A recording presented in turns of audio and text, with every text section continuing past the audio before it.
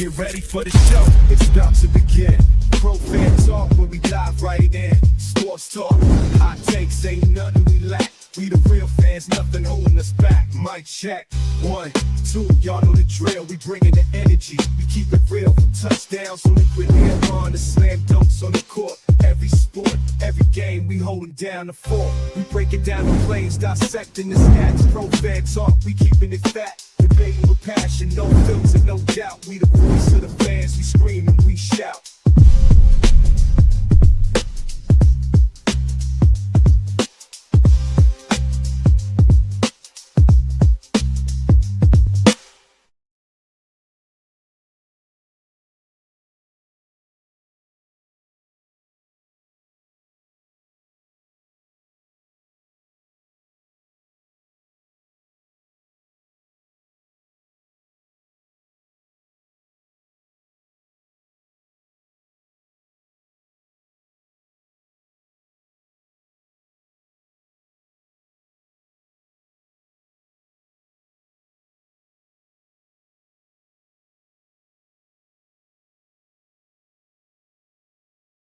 Of course I'm muted. Ugh. Ugh. I need to get me a t-shirt that says I'm muted. I do that all the time. I forget it when I play my intro, StreamYard mutes the microphone by default. And I always forget to turn it back on. So my bad. I appreciate y'all for letting me know that. But what's up? Darth Panda 88, Chris Bruce, Eagle Gold. What's going on, man? I was the reason I was late was I was working on my other channel on Profane Hoops. I just shot this little quick video about Caitlin Clark. I don't know if y'all saw that, but the 2026 Indiana Fever calendar was released, and she ain't on it. And I was like, huh? And Caitlin Clark is my second favorite player on the Fever. Y'all know my first favorite is Kelsey Mitchell for biased reasons, because that's my homegirl. She from Cincinnati. She from my high school. I knew her dad. All of that kind of stuff. So, but I always found it funny how it at least the optics of it seemed like every chance they get to try to, pull Caitlin Clark out of the limelight, they will do it. And I'm like, why would you? I don't know. Maybe she agreed to it. I don't know. But the purpose of the video, I was like, am I making too much of this? But in any case, that's hoops. Check it out on Profan Hoops if you get the opportunity. Really starting to get that channel going. I'm almost at 400 subscribers. The goal was to get to 500 by the end of the year. And then when, the NFL season starts and when college basketball, I'm really starting to get more, doing more college content. So Olivia Miles just went off last night. Lauren Betts had a good game the other day. So women's college basketball is in the mix, man. I might even do some damn Sixers content. And I'm saying that real tongue in cheek because, I was out on the Sixers, man. Joel Embiid, I was like, I'll believe it when I see it, bro. Holla at me when y'all get to the playoffs, bro. That's what I think of the Sixers. So, but in any case, man, Chris, I thought the same thing, bro. I thought the same thing. And I was like, well, is this a special calendar? Is it because I've seen calendars where Caitlin Clark is on the cover and it's Indiana Fever merchandise. This was WNBA label stuff. On the back of it, they spent $6.99 at TJ Maxx. But I bring it up. Hold on. I'll show it to you. Make sure you check out the make sure you check out the video on Profan Hoops. But let me see. On my profile. Here we go. Look at this. Like, am I crazy? This is 2026. She ain't even on the back of it. So she ain't even get a month. She didn't even get a month. And I was like, maybe it's me. So I don't know. All I know is the WNBA marketing team, all them jokers need to be fired because I don't know what they doing sometimes. And I gotta do another video of her, Sue Bird, everybody trying to subtly throw shade at Caitlin Clark. And it's like, not to get too deep into these weeds because I want to talk football and Tua and all of that kind of stuff. But it seems like if somebody says something about Caitlin Clark, it's almost like they're obligated to say something about someone else or try to throw a subtle backhanded dig, passive aggressive dig at her. Because it can't just be all good. You got to throw some, they got to bring her down to earth. And it's just weird. It's just weird. And I try to, you look at the things that we have seen in football, in the NFL. You know what I mean? Terrell, like, he's an easy example. He's low hanging fruit. Terrell Owens was not the most popular guy in the NFL when he was here, but you could argue that he was the best receiver on the field for that time. You could argue that. Now, somebody else could say other people, and we can have the argument. So at least he's in that conversation. But it doesn't mean that the best players have to be the most popular players. And I think that's the problem that the WNBA is having. Asia Wilson is the best player in the WNBA. Point, period, end of paragraph, full stop. But she is not the most popular player. We don't necessarily have that issue in the NFL, but the same type of sentiment manifests in different ways. We sitting here in Philadelphia fans, all of the stuff that Jalen Hurts goes through. It's the same game, different stadium. Same game, different stadium. Everybody, Jalen will win, and he'll do everything that everybody wants all of these other quarterbacks to throw for 1 million yards to do, but they don't. He does it, and there's always a backhanded compliment. There's always a but. He's a good quarterback, but yes, he won a Super Bowl, but yes, he's going to take the Eagles back to the playoffs, but there's always a but to it when it comes with Jalen Hurts. So it's the same game, different stadium. The same game, same thing they're doing with Caitlin Clark is the same thing they're doing with Jalen Hurts. It's the same thing they're doing with Shedeur Sanders in Cleveland. It's the same energy. It just manifests a little bit differently. You know what it is with Jalen. You look at Shedeur. Here's the easy thing that I say with Shedeur, because I've been following Shedeur. Y'all know I'm an Ohio boy. So I still talk about the Bengals and the Browns. Not as much as the Eagles, obviously, but I still represent home. But at the end of the day, like the whole Shedeur situation, and I don't know, let me say it like this. It is very difficult to sabotage a player. But damn it, it sure does look like it. And I don't like those optics. Has there been situations where coaches and organizations have sabotaged players, blackball players, things like that? Yes, that has happened. Absolutely. Because every year on every team, there are players that come into camp that are clearly the best ones on the team, and they do not make the squad. And for a hot second, on cut day and maybe a day or two afterwards, people are looking back like, damn, that dude balled in camp. We cut him, or all of that type of stuff. Prime example is look at now I'm going way back here. I don't know if y'all remember Jimmy Smith. Played a lot of good years with Jacksonville. Was a great receiver in Jacksonville. We were in camp together with the Eagles. And the Eagles didn't want to give him a sniff. He had the same talent. He had the same hands. And he went down to Jacksonville and had a phenomenal career. But my question is always, how did we miss him here? How come they didn't? Why is it that he got the opportunity somewhere else and couldn't get it where he started? He had to. And that goes into, this is a good segue, perception. That seems to be the buzzword after the questions to Jalen Hurts yesterday. Perception, perceived pressure, perceived hype, or what people want from a particular player. Why is it that you go over here and they don't want to give you the time of day? And then somebody finally, it's not like they're going to give you a bone or something. All they do is They give you the opportunity to do what they brought you in to do. Simple. And then you get a fair evaluation of talent. And then some people, they don't want to do it. Some people, it's for money. It's for, we already got guys under contract and it's the numbers game and all of that type of stuff. I say this all the time, man. The numbers game is a real thing.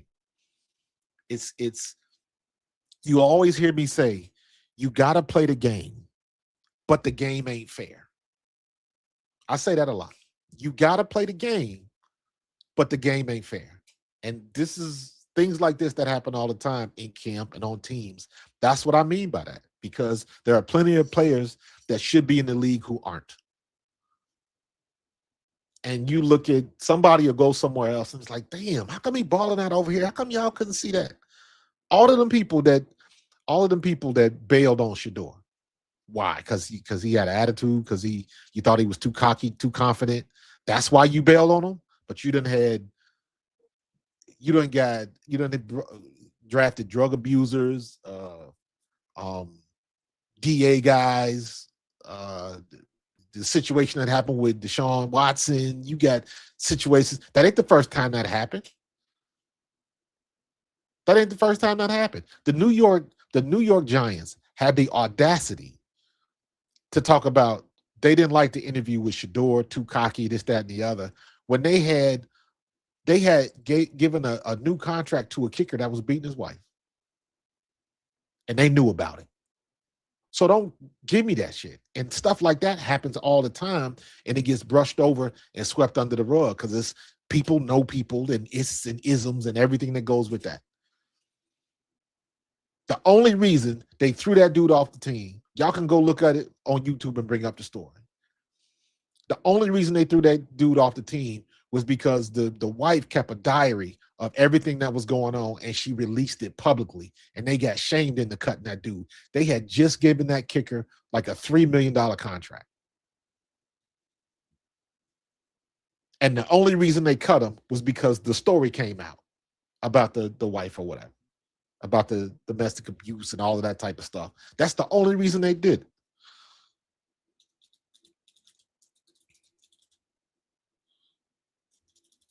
So I don't know how long ago that was. Josh Brown, 2016. 2016, he had just signed a new contract. I mean, $3 million is $3 million. 7 figs is 7 figs. Don't get it twisted. And then it come to find out, the Giants knew about it. They knew about it and still gave him the contract. And you gonna tell me you don't like Shador Sanders' attitude? Get out of here. That's why you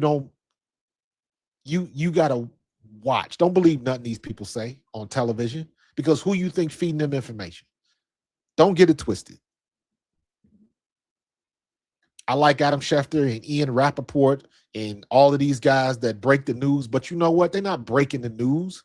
They are telling you what somebody has told them. So don't get it twisted and don't misunderstand. The teams are trying to control the narratives. The owners are controlling the narratives because they want to get ahead of a story or something like that, because they'll leak the information and change the information to what they want it to sound like, because Adam Schefter said it first. Ian Rappaport said it first. So usually the first impression is the strongest. And then eventually maybe people will do their homework and filter out and get through the mess and figure out what really happened. But nowadays with social media and the way people act and the way people don't want to do homework or dig into a situation or a story and vet it out, people don't want to do that now. They want to take everything that they read on their phone at face value. And you can't do that. Now more than ever, you can't do that. But everybody still do, because everybody just damn lazy. You can't believe what they're saying on these networks, because they're the ones trying to control the narrative. And I'll say it again. Y'all had an abuser on your team that you just gave a contract to, and you got the nerve to tell me that you didn't like Shador Sanders' attitude.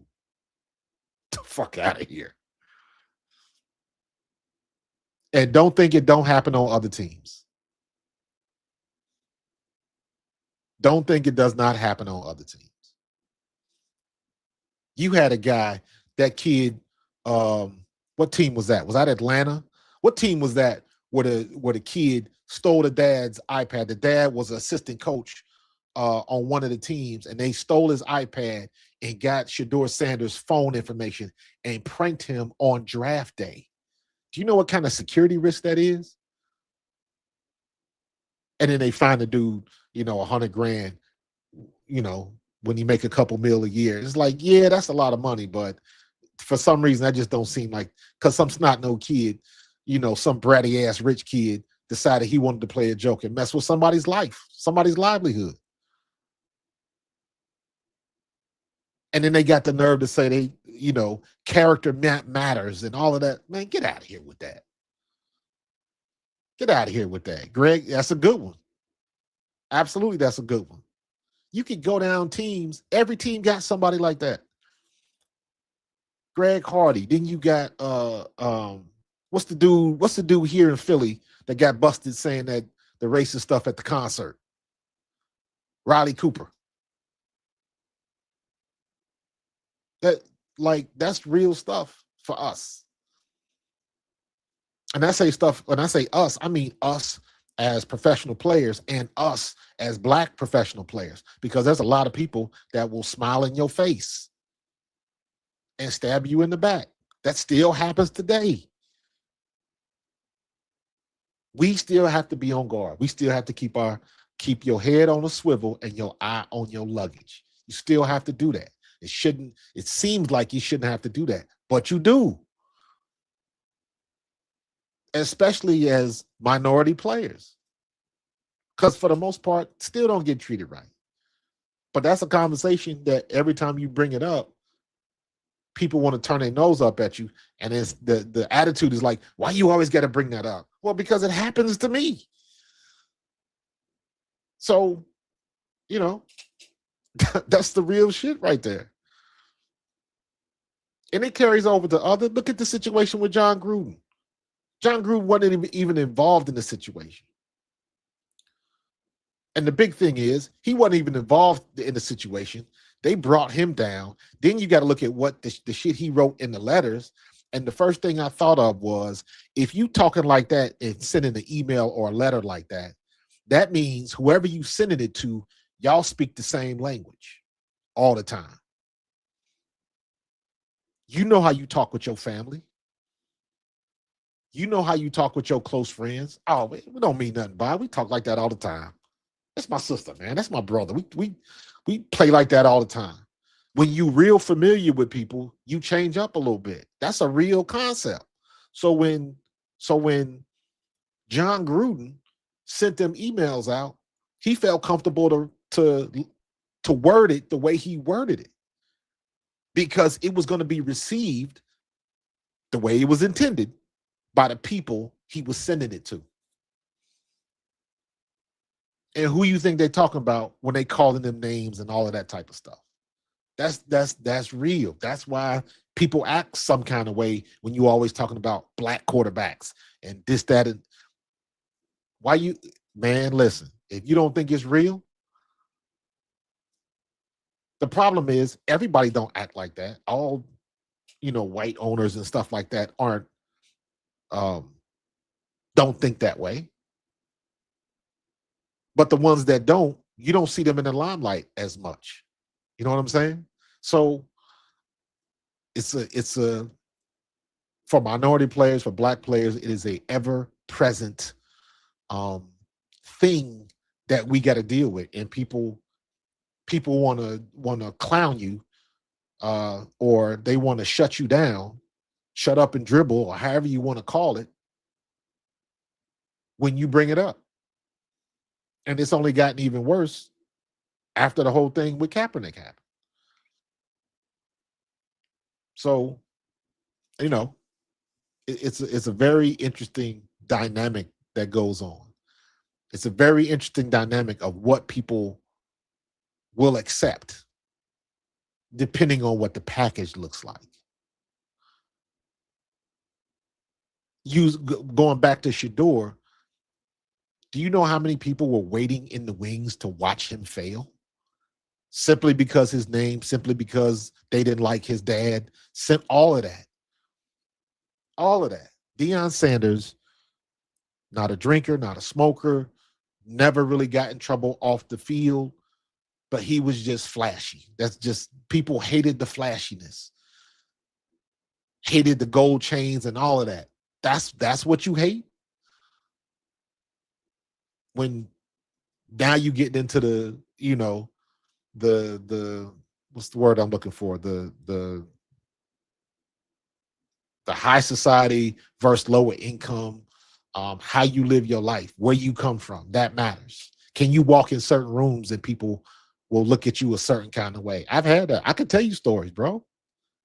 So I know shit like that is real. I know stuff like that is real. I remember being, when we lived in St. Louis, my dad moved my family to St. Louis, Missouri in the 80s, the late 70s, from like 78 to 84.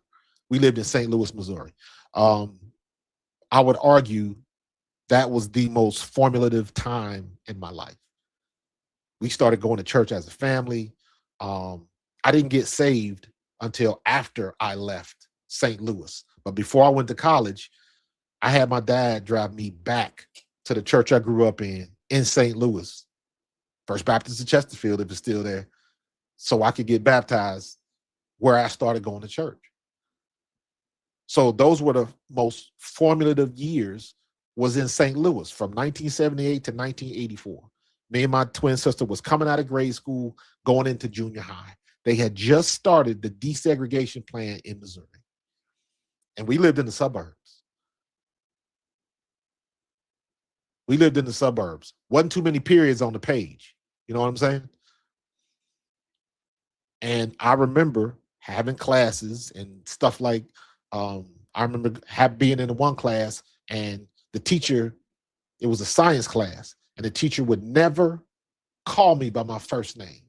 I was only Thomas. He would call everybody else by their name: Susie, Tommy, Bill, everybody else in the class. I was the only black kid in the class. And I was always Thomas. And you could tell he didn't like me. Teachers, associate principals, I remember this was at the time when it was the big thing. They started making it a big deal about kids wearing T-shirts with alcohol to school. Now, mind you, I'm in St. Louis. This is the home of Anheuser-Busch. The Bush family is from St. Louis. So that's a big deal. So I got a lot of Anheuser-Busch shirts. I'm in the 7th grade. I'm not drinking nothing. But what it was they wanted to crack down on that. But how you gonna call me to the office, tell me I got to change, make my mom come up there and bring me a new shirt, when I still see people walking around the hallways with beer shirts on, but they pick me out? You know what I'm saying? So stuff, dude, I can tell you stories, bro. I can tell you stories. I remember me and my twin sister, and this is when they first really started getting into like Black History Month and stuff like that. Well, what do you do for Black History Month at a school that's 98% white? They show you that old movie of the Underground Railroad and everything that comes with that. So just imagine this. Just imagine this, right? Just imagine this. Just imagine a bunch of 7th graders is about 30, 40 kids. Because the way our thing was set up, I'm not even gonna get into that. But just imagine that it was probably about 34 kids watching a projection tape, a reel-to-reel projection. They pull down the big screen. This is old school. We all sitting on the floor watching the Underground Railroad, Harriet Tubman, and all of that kind of stuff. And obviously, there's going to be a part in the movie where they start dropping the N-word, dropping N-bombs, because this is about slavery and all of that type of stuff. And me and my twin sister are sitting together. And when that scene happened, everybody in the class turned around and looked at me and my sister, like trying to see what our reaction was going to be. So imagine going through something like that. Me and my sister was what, 11, 12, and you got eyes on you, people staring hole in you, and people don't want to deal with you, and people, it was crazy, man. So based on my experience, the stuff that goes on in these NFL meeting rooms and stuff like that, and I don't doubt for a minute that the dude from New York, the New York Giants coach that just got fired. I don't doubt for a minute that Shador probably said something that he didn't like. Not that it was wrong, that he didn't expect it. He didn't expect some kid to stand up and come at him. I don't know what the energy was like in the room. I can't speak to that. But when you got somebody brought up a certain kind of way, everybody knows a person like that. Like, you already know that this dude, he was brought up a certain type of way. He used to fighting. So don't take him there. Because it ain't gonna be too much talking. Like, everybody knows somebody like that. So I say all that to say, like, don't do your own homework, man, when it comes to stuff like this. You can't believe nothing these people are saying on the networks, because everything is spoon fed, everything is carefully leaked out. There's no such thing as sources. If you hear somebody say sources, that just means they talk to somebody in the organization that doesn't want to be named as the person that told you, but they were told to tell you. That's what sources means. Sources close to the situation, sources close to the locker room. Do you have any idea? Do you have any idea? And I'm speaking to anybody that's ever been on the team in the locker room. Do you have any idea what would happen if the players in the locker room found out one of the players was leaking information to the press, that was snitching information to the press? Do you have any idea what would happen to that dude? That joker would be out of that locker room so fast, it ain't even funny.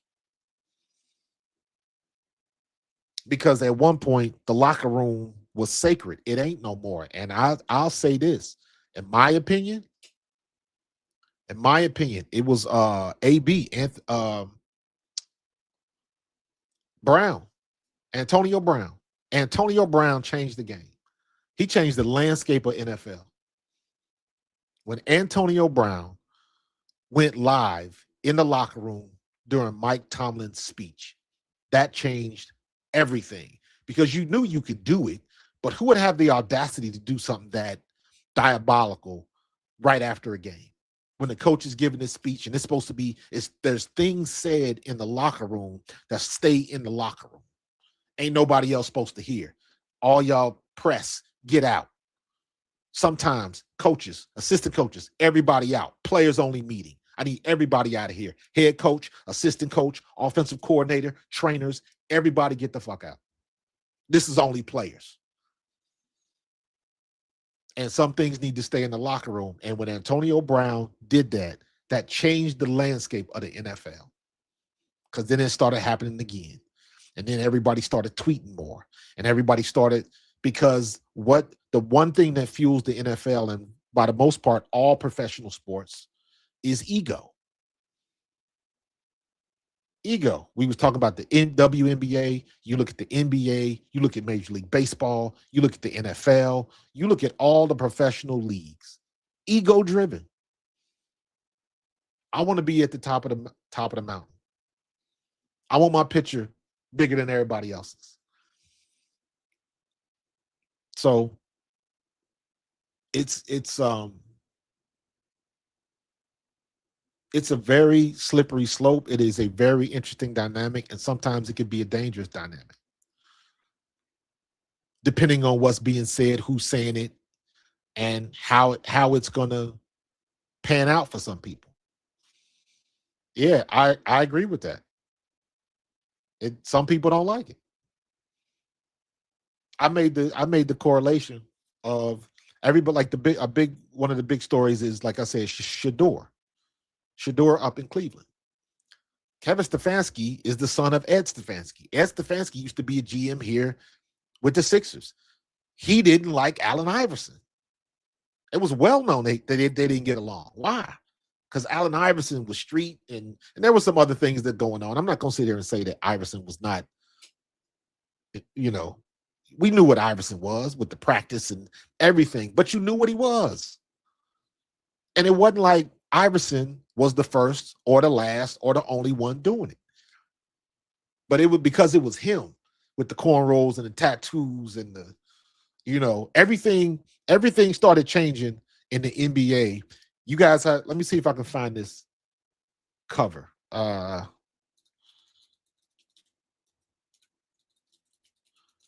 Iverson did a cover.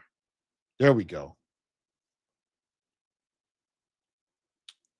I don't know what year this was.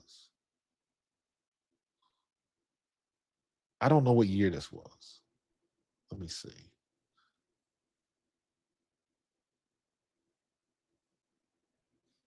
See if I can see the issue. I can't see it. This was, I still can't see it. Y'all remember this?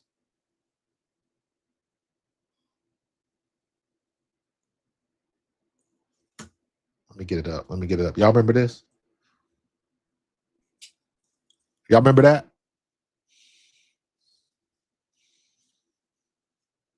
Remember that issue of Slam magazine with the afro and the tats and the chains?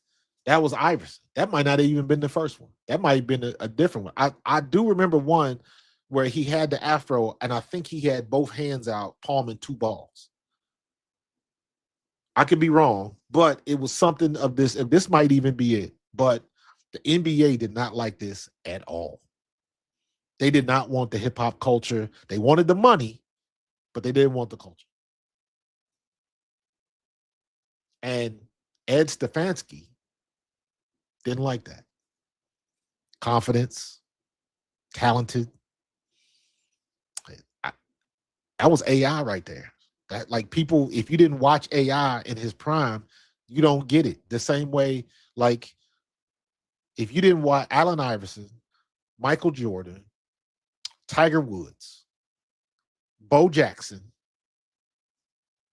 trying to think who else, Joe Montana. Like, if you didn't actually get a chance to watch them, I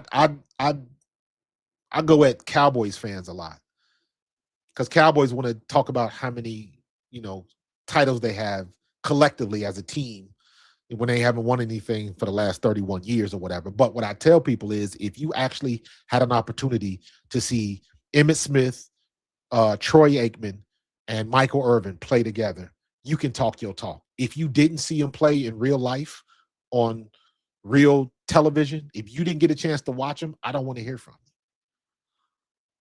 because you don't appreciate how good these dudes were. And they changed the game. Michael Irvin changed the game. Deion Sanders went from Atlanta to I don't remember the order, but he went from Atlanta to San Francisco to Dallas. One year, him and Jerry Rice is friends. The next year, they fighting. But Deion was the best of the best. Allen Iverson was the best of the best. Michael Jordan was the best of the best. Tiger Woods was the best of the best. And people, some of y'all young folks that didn't actually get a chance to see them play live, really don't understand. Dr. Jan, Kobe was a good one, but you got to remember, it took Kobe time. It took Kobe time before people. He didn't come into the league as Kobe. He didn't come into the league as Kobe. In my opinion, there are Tiger Woods, Allen Iverson, LeBron James. In my opinion, and I'm trying to think of, like, who came in these leagues young. Like, I think people forget the fact that LeBron James came in the league straight out of high school and started to dominate straight out of high school. Jordan, it took 4 or 5 years. He could dunk. I've said this before. Jordan is directly responsible for ESPN. Jordan happened and Sports Center happened at the same time. Sports Center made its money on showing highlights of Michael Jordan dunking. Iverson came in the league and immediately made an impact. And he had only went to Georgetown for what, 2 years or whatever it was? A year? I can't even remember. But he was young. Tiger Woods went to Stanford. If Tiger Woods could have came out of high school, he would have. But the reason I put Tiger Woods in there, he went to Stanford for 3 years or however long he was there. But when Tiger Woods hit the PGA Tour, he made an immediate impact. It didn't take him long. It didn't take him a couple years to get acclimated. To get Tiger Woods was an immediate impact. LeBron James was an immediate impact. LeBron James was what, 19? It was crazy. Moses Malone. That's a good one. That's a good one.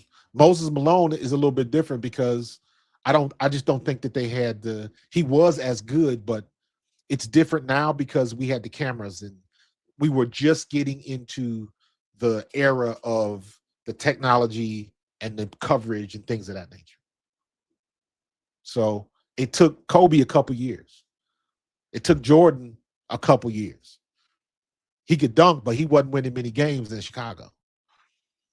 So, and I'm saying all that to say that these dudes were coming in and changing the game. And now going back to Antonio Brown, when that situation happened in that locker room, everything flipped. Everything flipped.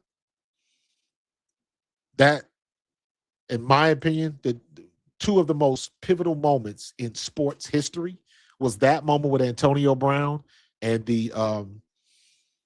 and when Congress was interviewing the players for the steroid stuff.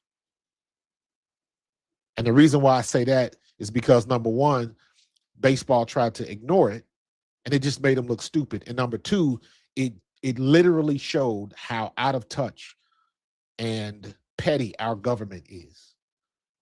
Because it was clearly a bunch of people in high places talking to people that came from lower income housing that made the American dream and playing sports for a living, and how they talked down to all of them athletes. And it was clear that none of them people on Congress knew what the hell they were talking about.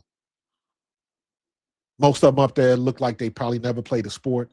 They were asking questions that 3-year-olds knew the answers to, but just by how they asked and the way they would ask these questions and their attitude, well, you could tell they didn't play sports, they didn't like athletes, and they were probably bullied when they were in school.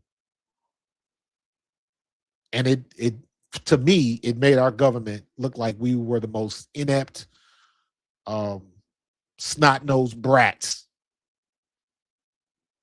Those are the people that are in power. So it was crazy. It was crazy. Yeah, Christopher Messi's a good one. Messi was good. Gretzky's a good one. Gretzky, but Gretzky played a lot in Canada though, didn't he?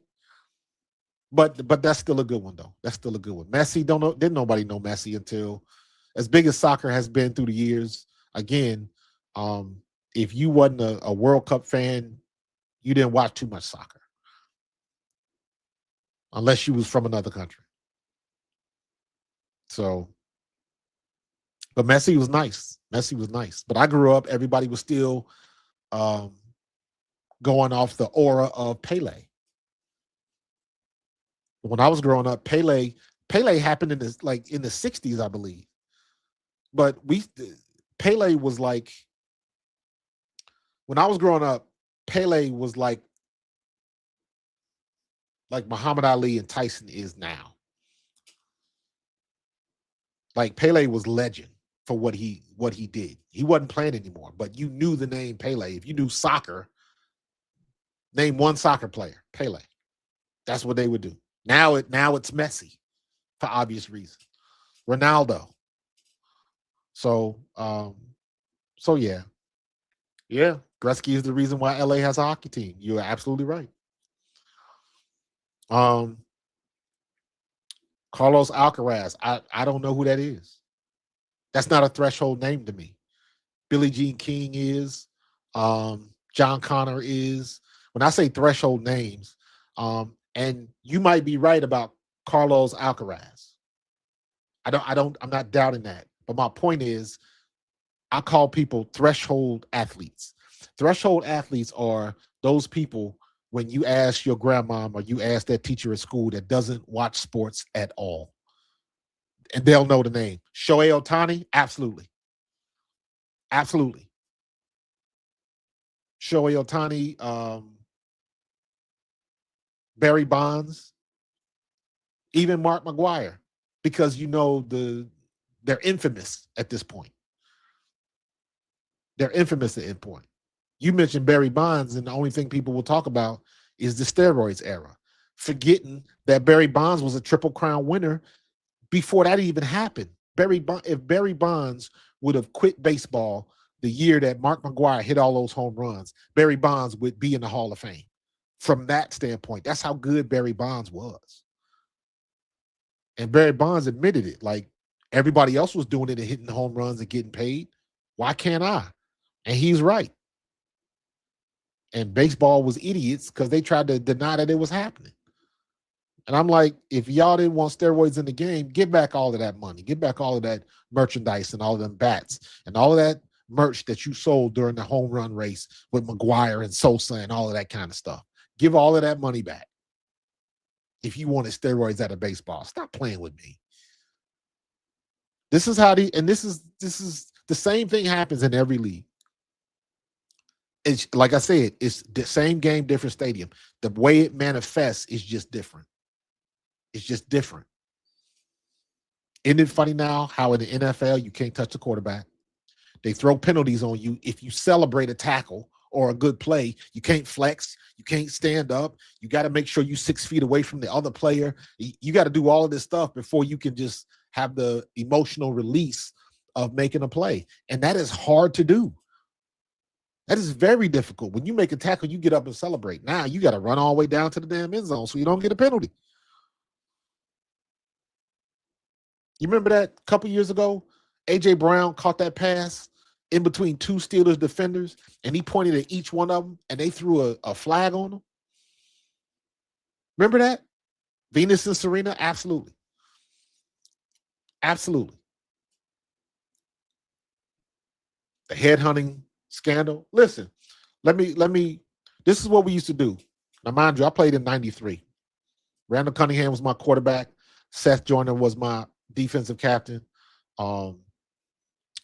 We had Herschel Walker. We had James Joseph. We had Brian Baldinger. We had Visek Ahema. We had Calvin Williams. We had Fred Barnett. We had Eric Allen. We had Rich Miano. We had Wes Hopkins. We had Andre Waters. We had William Thomas. We had Byron Evans. We had Keith Millard. We had Mark Bavaro. We had The Fridge, William Refrigerator Perry. We had who else did we have? Gerald Nichols. We had we had some real headhunters. Did I say Willie T? William Thomas? Like, we had I played at the very end of that Gang Green defense. I got there 2 years after Reggie left in 91. 92, Jerome Brown passed away. He got in that car accident, and then 93 was my rookie year. So, and I'm saying all that to say we had bros that would put it down. We had people that would put it down. So we knew what it was about. We knew, and like now you can't even touch anybody. If you celebrate in any way, shape, or form, and the player is right there, they're gonna call a flag on you.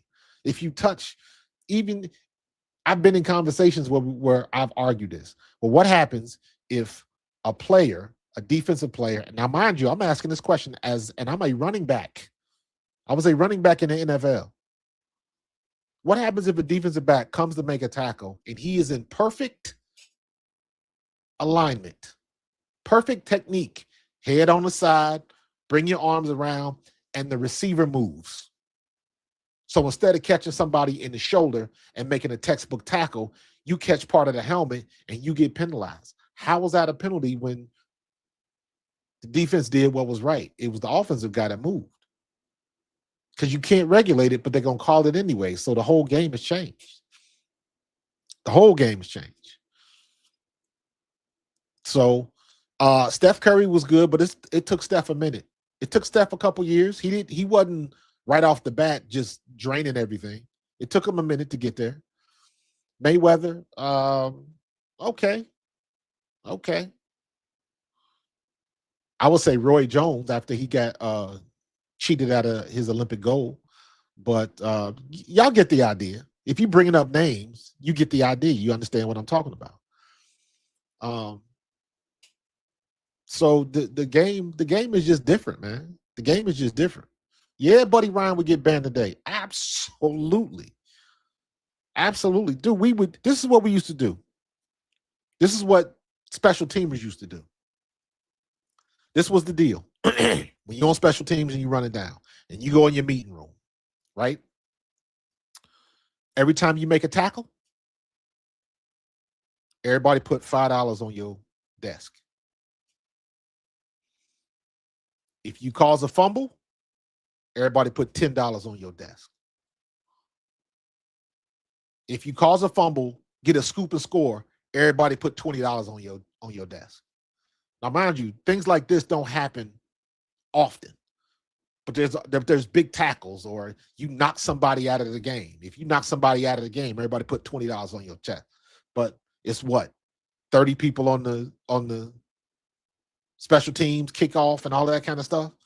So you make a good play, and you got 20 people putting a $10 bill on your desk. Like, you see what I'm saying? So it was a way to incentivize trying to make plays because you was on special teams, so you don't get a lot of the limelight. And that's how you make it live. That's how you inspire people. Like, come on, everybody wants some extra money. And that's what you would do. It wasn't trying to be dirty, but some things happen. That was the era that I played in. It was different. And it was worse than that. The guys that came before me. But the stuff that we do now is like, oh my God, are y'all kidding me? You can't do nothing. You can't say nothing. You can't touch nobody. But the reason why we got to keep it a buck. We got to keep it a buck. Look at the situation right now with Tua. They are benching Tua, and they're going to start. What's his name? Brock Ewers. They're going to bench Tua. Quinn Ewers. Quinn Ewers. Ewers. I hope I'm saying that. Quinn Ewers. They're going to start him against the Bengals. So they're going to bench Tua. And a lot of people are saying, because it wasn't like Tua wasn't a good quarterback. He had his ups and downs, but in my opinion, I thought he was an NFL quarterback. He was good enough to play in the league, but them concussions whooped him up. Them concussions, dog. And let me be honest with you, that was the NFL's fault. That was the NFL when he got that first concussion and couldn't even walk back to the huddle and they let him stay in the game. That was the NFL's fault.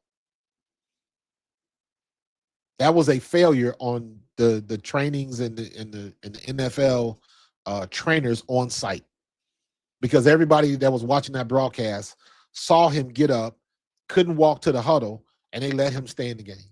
That was horrible. That was horrible. He could sue them for that. And look at like the situation with Phillip Rivers. Phillip Rivers with the Colts. A lot of people, some people think that the reason why he jumped back in the league, came out of retirement, is because his insurance is about to run out, and he got 12 kids or whatever he got. He got one of them huge ass families. Kids cost money. I don't care how much money you make. And if you got a lot of money, they expect a lot of money. So a lot of people think that he came back because he wanted to get them insurance benefits back on. So, but in any case, Mel Blount, Lester Hayes, yeah, man. Jokers in the 70s, man. So